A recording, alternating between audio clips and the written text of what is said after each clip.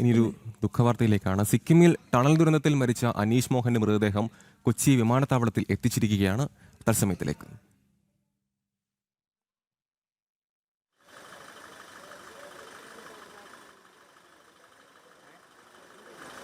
രേഷ്മ ബാബു ചേർന്ന വിവരങ്ങളുമായി കൊച്ചിയിൽ നിന്നും. രേഷ്മ, നമുക്കറിയാം കഴിഞ്ഞ ദിവസമാണ് അനീഷ് മരിച്ചുവെന്ന് സ്ഥിരീകരണം ഉണ്ടാകുന്നത്. ആ ഒരു കുടുംബം, കോട്ടയത്തു നിന്നുമുള്ള കുടുംബം സിക്കിമിൽ എത്തിച്ചേർന്നിരുന്നു. പക്ഷേ ആ ഒരു അനീഷിനെ ജീവനോടെ കാണാൻ കഴിയുമെന്ന പ്രതീക്ഷയിലായിരുന്നു ആ കുടുംബം എത്തിയത്. പക്ഷേ അപ്പോൾ അവിടെ നിന്ന് കേട്ട ഒരു വാർത്ത ഹൃദയം തകർക്കുന്നതായിരുന്നു. അനീഷ് മോഹന്റെ മരണം സംഭവിച്ചു എന്ന സ്ഥിരീകരണമാണ് ഉണ്ടായിരിക്കുന്നത്. ഇപ്പോഴിതാ ആ മൃതദേഹം സിക്കിമിൽ നിന്നും കൊച്ചി വിമാനത്താവളത്തിൽ എത്തിച്ചിരിക്കുകയാണല്ലേ?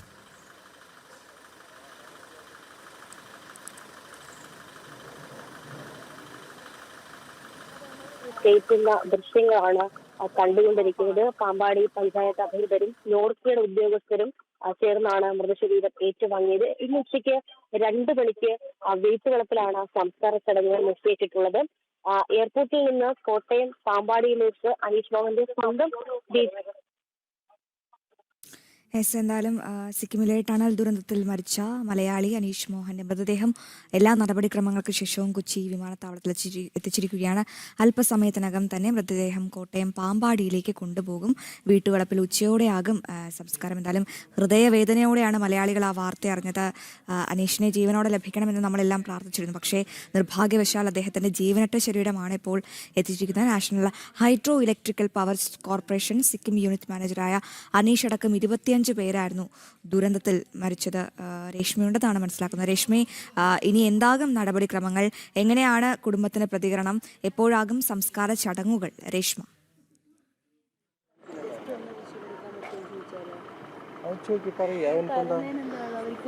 അശ്വതി, ഉച്ചയ്ക്ക് 2 മണിക്കാണ് സംസ്കാര ചടങ്ങുകൾ നിശ്ചയിച്ചിട്ടുള്ളത്. കൊൽക്കത്തയിൽ നിന്ന് വിമാനമാർഗമാണ് വിമാനത്താവളം അനീഷ് മൃതശരീരം ഉദ്യോഗസ്ഥരും പാമ്പാടി പഞ്ചായത്ത് പ്രതിനിധികളും ഈ മൃതശരീരം ഏറ്റുവാങ്ങി നേരെ പാമ്പാടിയിലെ അനീഷ് മോഹന്റെ സ്വന്തം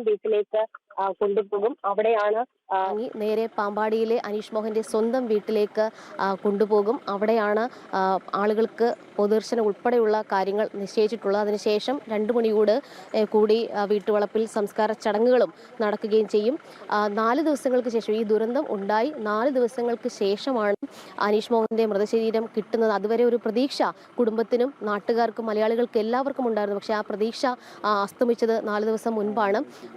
ഈ കുടുംബമൊക്കെ തന്നെ സിക്കിമിൽ എത്തിയിരുന്നു. കാര്യങ്ങളൊക്കെ തന്നെ ഏകോപിപ്പിക്കുകയും ചെയ്തിരുന്നു. നോർക്കയുടെയും മറ്റ് അധികൃതർ ഒക്കെ തന്നെ ഇടപെടലിന്റെ അടിസ്ഥാനത്തിലാണ് മൃതശരീരം കൊച്ചിയിലേക്ക് എത്തിച്ചിട്ടുള്ളത്.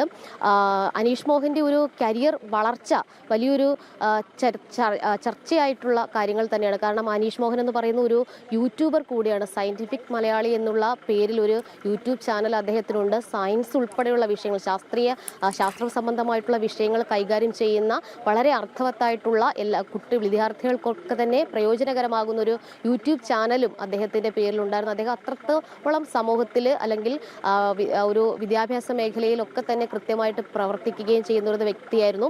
ഈ ജിയോളജിസ്റ്റ് ആണ്. അതായത് അദ്ദേഹം സിക്കിമിൽ ഈ NHPC, അതായത് നാഷണൽ ഹൈഡ്രോ പവർ കോർപ്പറേഷന്റെ സീനിയർ മാനേജറായിട്ടാണ് സിക്കിം ിരുന്നത്. അദ്ദേഹം 2011 ഹരിയാനയിലാണ് ഈ അദ്ദേഹത്തിന്റെ സർവീസ് കാലഘട്ടം ആരംഭിക്കുന്നത്. അതിനുശേഷമാണ് സിക്കിമിലേക്ക് മാറുന്നത്. ഈ ജലവൈദ്യുത പദ്ധതിക്ക് വേണ്ടിയിട്ട് നിർമ്മിച്ചുകൊണ്ടിരുന്ന തുരങ്കം തകർന്നാണ് ഈ അപകടം ഉണ്ടായിട്ടുള്ളത്. അതായത് പാറ പൊട്ടിച്ച് അത് പാറ തുരക്കുന്നതിനിടയിൽ മീഥേൻ വാതകം ചോർന്ന് അപകടം സംഭവിച്ചു എന്നാണ് NHPCയുടെ ഉദ്യോഗസ്ഥർ വ്യക്തമാക്കിയിട്ടുള്ളത്. അനീഷ് മോഹൻ ഉൾപ്പെടെ 25 പേർ അവിടെ ആ തുരങ്ക പാത അല്ലെങ്കിൽ തുരങ്ക നിർമ്മാണത്തിൽ ഏർപ്പെട്ടിരുന്നു. ആദ്യം 5ഓളം പേരെയായിരുന്നു കാണാതെയായത്. അതിൽ അനീഷ് മോഹൻ ഉൾപ്പെട്ടിരുന്നു.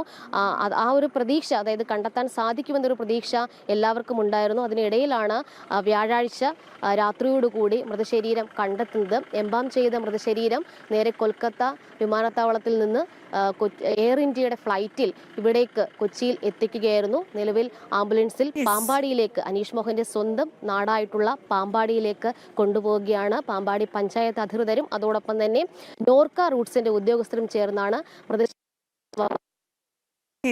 വീട്ടുവളപ്പിൽ സംസ്കാര ചടങ്ങുകൾ നടക്കും. ഏറെ കണ്ണീരണിഞ്ഞാണ് ഈ ഒരു വാർത്ത എല്ലാവരും നേരത്തെ റിപ്പോർട്ട് ചെയ്തത്. രേഷ്മ, വേദനയോടെയാണ് നമ്മളെല്ലാവരും യൂട്യൂബിലൂടെ കണ്ട സയന്റിഫിക് മലയാളി. എന്ത് സംശയമുണ്ടെങ്കിലും നമ്മൾ അദ്ദേഹത്തിന്റെ യൂട്യൂബ് സെർച്ച് ചെയ്യായിരുന്നു. ഒരുപാട് പേരുടെ നമ്മൾ മറ്റുള്ള ഇൻഫ്ലുവൻസസിനൊക്കെ ഒരു മാതൃകയായിരുന്നു ഈ അനീഷ് മോഹൻ എന്ന് പറയുന്നത്. അദ്ദേഹത്തിന്റെ ആ ഒരു യൂട്യൂബ് ചാനലിലെ വിവരണം വായിച്ചിട്ടുണ്ടോ? ഞാൻ ഫോളോ ചെയ്യുന്ന ഒരാളായിരുന്നു. അദ്ദേഹം ആ ഒരു വിവരണം എഴുതിക്കുന്നത് ഇങ്ങനെയാണ്: ഇവിടെ ഈ ജനാലയിലൂടെയാണ് അനീഷ് മോഹൻ ലോകത്തോട് കഥകൾ പറയുന്നത്. അപ്പോൾ നിങ്ങൾ ചോദിച്ചേക്കാം, ആരാണ് ഈ അനീഷ് മോഹൻ എന്ന്? ചോദ്യം കൊള്ളാം, പക്ഷേ ആ ചോദ്യം ഇവിടെ തികച്ചും അപ്രസക്തമാണ്. പ്രസക്തമായത് കഥകൾ മാത്രമാണ്. കഥകൾ, മനുഷ്യന്റെ കഥകൾ, നിഗൂഢതകൾ ഒളിപ്പിച്ച അസ്ഥിപേടകവും ചുമന്ന് നടന്ന് ആ ഇരുകാലി മൃഗം തീർത്ത വിസ്മയങ്ങളുടെ കഥകൾ, അവർ സൃഷ്ടിച്ച ദൈവങ്ങളുടെയും ചെകുത്താന്മാരുടെയും കഥകൾ, അവൻ ആകാശവും അതിലെ നക്ഷത്രങ്ങളും അളന്നു തീർത്തതിൻ്റെ കഥകൾ, അവൻ ചോരപ്പുഴകൾ ഒഴുക്കി ഭൂമിയെ ഋതുമതിയാക്കിയ കഥകൾ. കഥകൾ 1000 കഥകൾ. അതായത് കഥകൾ ബാക്കി വെച്ചുകൊണ്ടാണ് അനീഷ് മോഹന്റെ മടക്കം എന്ന് തന്നെ പറയേണ്ടി വരും. ഞാൻ മനസ്സിലാക്കുന്നത് ഒരു 8 മാസം പ്രായമുള്ള ഒരു കുട്ടിയുണ്ട് അനീഷിന്.